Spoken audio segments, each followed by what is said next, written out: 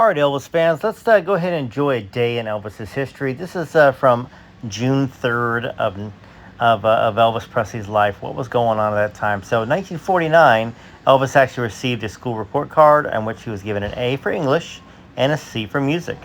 And then on this date of June 3rd of 1953, Elvis got his diploma at Humes High School at 8 p.m.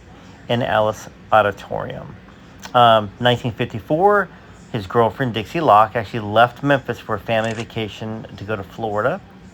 Um, and of course, Dixie was a big staple in Elvis's life. 1954 at that year, and parts of 1955 as well.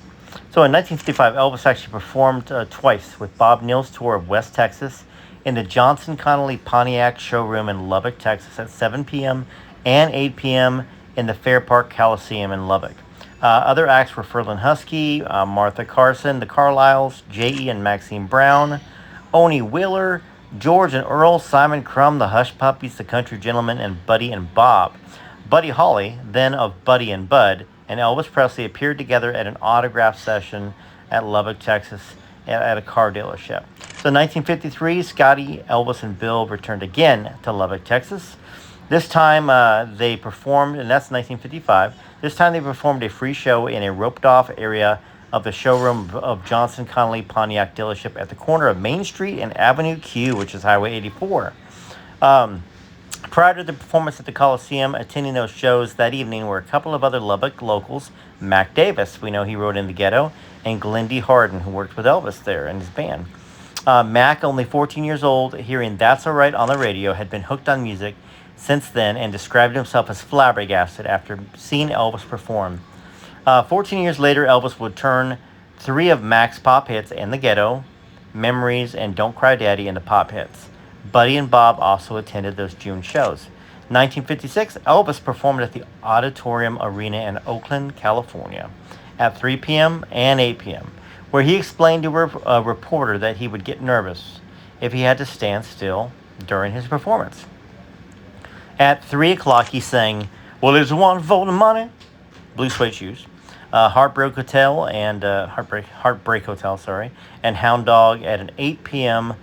Show, he sang Long Tall Sally, I Got a Woman, Blue Suede Shoes, and Heartbreak Hotel. Other acts were Benny Strong Orchestra and Paul Desmond. So, a little quote here. If he did the same stuff on the street, we'd lock him up. So, police officer number 230 must have thought it was his lucky day on June 3rd of 1956 when he was part of a law enforcement contingent assigned to work Elvis Presley's show at the Oakland Auditorium.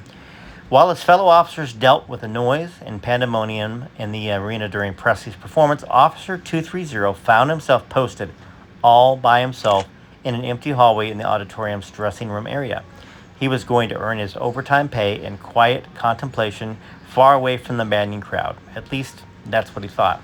What Officer 230 did not realize, however, was that Elvis had retired to his dressing room in between shows, and thousands of teenage girls from the first show's audience were looking for their idol. Suddenly, the hallway doors at one end burst open, and a tidal wave of screaming girls swept down upon the startled officer. One doorway, he said later when he talked to an Oakland Tribune columnist. One doorway, and thousands of girls, must have been 3,000 girls, came running through it, and they wedged tighter and tighter and tighter, and I'm in the middle of them. It's a wonder that somebody didn't get hurt. It was awful. I've never seen anything like that before in my life, and I never want to again. So also at that same venue in 1956, Elvis addressed his wealth at a press conference. And we know how Elvis was back in 1956 as well as how he was in 1977. He was humble. During the parade of opening acts for the 3 o'clock show, Elvis held his customary press conference in his arena dressing room. Tribune reporter Eleanor Hayes was there. Off stage, he is a natural-appearing youth with a shrewd intelligence and a disarming frankness, she noted in her review the next day. He has the Valentino look for the gals and the ma'am kind of manners for their mothers. The subjects that he addressed included the following. And this is one of my favorite parts of Elvis history is kind of like looking back at his interviews and how he handled himself. So on his sudden wealth, Elvis said, "I don't blow anything other than on 4 cars, a motorcycle, and stuff like that. I've got about 35 jackets and pants. My income taxes are really high, but I've got a manager who can get the most out of a deal. He drains them." So that's a little interesting thing. That's Elvis was very appreciative of how much money that Colonel Parker got for him, and I think that continued well into the '70s until they were going to part ways. So, on his 2 diamond rings and $700 diamond encrusted wristwatch, Elvis said they're useless, but I've always wanted stuff like that. His fanatical fans. Elvis said, "If the police and my managers would let me, I'd get mobbed all the time. It makes you feel good. I would feel worse if they didn't swoon over me." So he was very appreciative of the fans. Um, and then here is a little section of the interview paper. It says Elvis uses knees to take control of the crowd. And it reads like this. After the opening acts, which included bandleader Del Courtney, songstress Vera Mason, comedian Paul Desmond, and the Jordanaires, Elvis took the stage for his 20-minute show. A noise meter would have thought it was recording a '06 earthquake. Hayes observed the reaction. The crowd, according to the San Francisco Chronicle writer William McPhillips, was composed mostly of teenage girls, some oldsters, and sprinkling of weird-looking young men. The yelling subsided when Elvis broke into Heartbreak Hotel, which had been #1 on Billboard singles chart for the past 5 weeks. Quote, "The crowd was quiet as he sang in lyrics verging on the unintelligible," noted McPhillips, "until one of his black denim-clad knees shot out. That's when the crowd went wild." That's when the crowd went wild is what I said. Then Elvis slowly took control of the crowd. When the screams subsided, the right knee picked up where the other left off, observed McPhillips, and gradually as the movement spread upward, the famous voice was lost in a bedlam. Presley, his duck-tailed, tawny hair now hanging over his eyes, grabbed the microphone. In her Tribune review, Hayes saw it this way: "He has a gyrating, knee-knocking, tear-em-apart style of whipping out a song with a vicious driving beat. He does everything but lie down and roll in front of his 3-piece band. On stage, he's a song-belting phenomenon who has only to appear to send his audience into a near-hysterical frenzy." The Tribune's Daily Knave columnist described Presley as the singer who shudders, and twitches like a man wearing underwear 4 sizes too small. So, also on this date, 1957, Elvis did a wardrobe test photo for Jailhouse Rock. 1958, military service at Fort Hood, Texas, on leave at Graceland, May 31st to June 13th. And then in 1959, Elvis continued to greet his fans at the Graceland Gate. 59 was also military service in Germany. Elvis was hospitalized in a 97th General Hospital in Frankfurt with tonsillitis and a high fever. While a fruitless search was taken for a doctor who would operate on the famous throat, the inflammation was allowed to run its course instead, and he was discharged 6 days later. 1960, GI Blues. 1961, he was working on... Well, in 1960, he was working on GI Blues.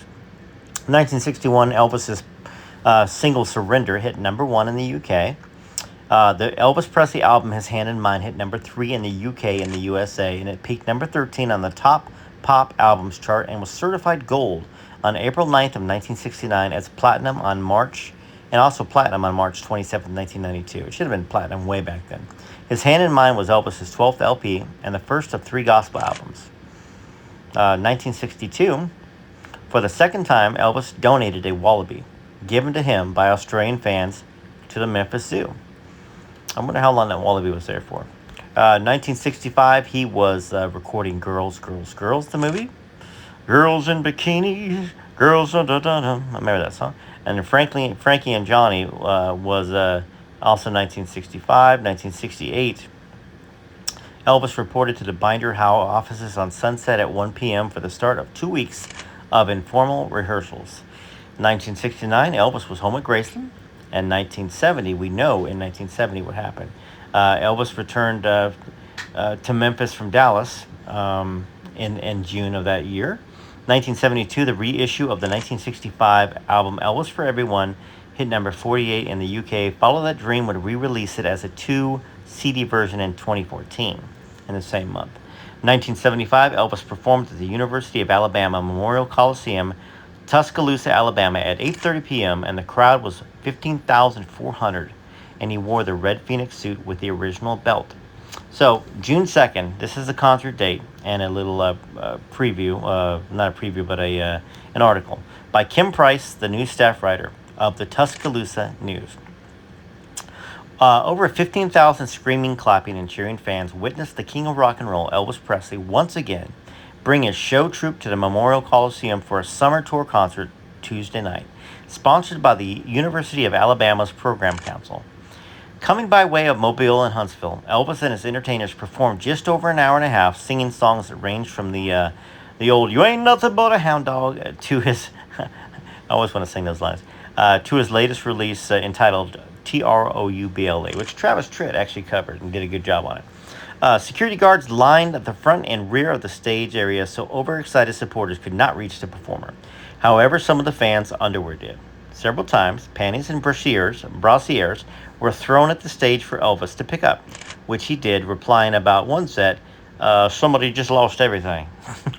Elvis knew he had a crowd in Memorial Coliseum. "I feel like I was surrounded," he said.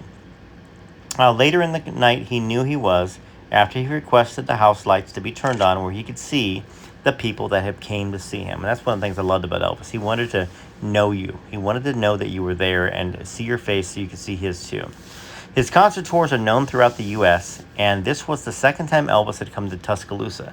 He arrived by private airplane at the Tuscaloosa Municipal Airport Van de Graaff Field at around 6:50 p.m. on Tuesday. Not stopping for any autographs, he actually quickly scurried into the pilot's lounge, where he rested before his 8:30 appearance. So he didn't really have any time to be able to stop, unfortunately. Elvis was backed by his concert Las Vegas, Nevada band, a Southern comedian, a singing trio called Voice, and another trio, the Sweet Inspirations.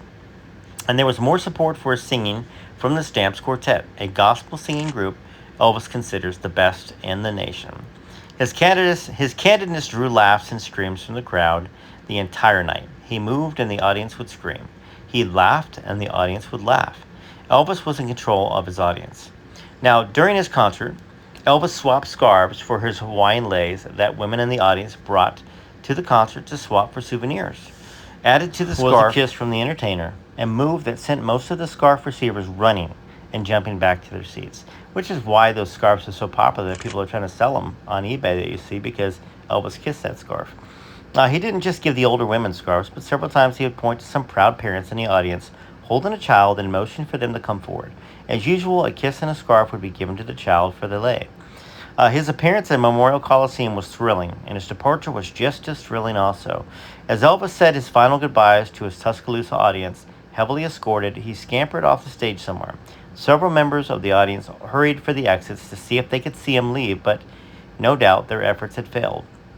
And it was more obvious that they had failed when the announcer came on and said, "Ladies and gentlemen, Elvis has left the building." All right, 1976. Elvis performed at the Tarrant County Convention Center, Fort Worth, Texas at 8:30 p.m. The crowd was 14,000, and he wore the V-neck suit with the original belt. So the concert date of June 3rd of 1976 was Fort Worth, Texas, and the article says, "Does Elvis Still Care?" by Pete Opple, Dallas Morning News. Actually, I'm not going to read it because the guy's a jerk, and he doesn't know what he's talking about. He's just jealous because his wife loved Elvis. All right, this is Elvis, Rare Elvis Photos on YouTube, Facebook, TikTok. Please like, please subscribe, please hit the join button, and please forgive me for my rambling at times.